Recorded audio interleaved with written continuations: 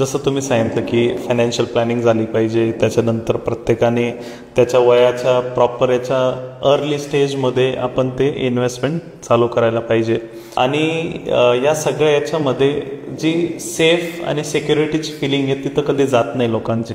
बरोबर आहे, बरोबर. मग असा जर काही प्रश्न आला की म्युच्युअल फंडची एखादी कंपनी बुडाली, ओके, तर असं सिच्युएशन झालेली आहे का याच्या अगोदर म्युच्युअल फंड्समध्ये? म्युच्युअल फंडाची कंपनी बुडाली असं कधी, अशा गोष्टी कधी झालेल्या नाही आहेत.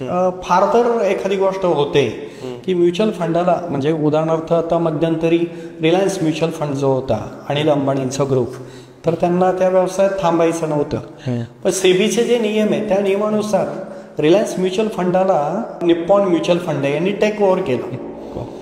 अशा पद्धतीनं मग तेच फंड मॅनेजर आहेत किंवा नंतर काही बदललेले असतील, परंतु तो जो व्यवसाय निप्पॉनने पुढे घेऊन गेले. आजही रिलायन्स ग्रोथ फंड समजा जो आहे ना, तो पूर्वीपासून एक मिड कॅप फंड आहे आणि त्यांनी खूप चांगला ग्रोथ दिलेला आहे. आज सर्वसाधारणपणे 29 वर्ष झालेले असतील त्या फंडाला. 10 रुपयाचा एनएव्ही 4,000च्या पुढे निघून गेला. 4,142च्या दरम्यान तो असेल. तो जितका नावाजलेला होता पूर्वी, तो आज तितकाच नावाजलेला आहे. म्हणजे ऍसेट मॅनेजमेंट कंपनी पळून गेली नाही, पण हा व्यवसाय काय झाला, टेक ओव्हर झाला. आणि आता तो निप्पॉन म्युच्युअल फंडाने टेक ओव्हर केला आणि त्या स्कीमचा परतावा सुद्धा आजही सातत्यपूर्ण चांगला आहे.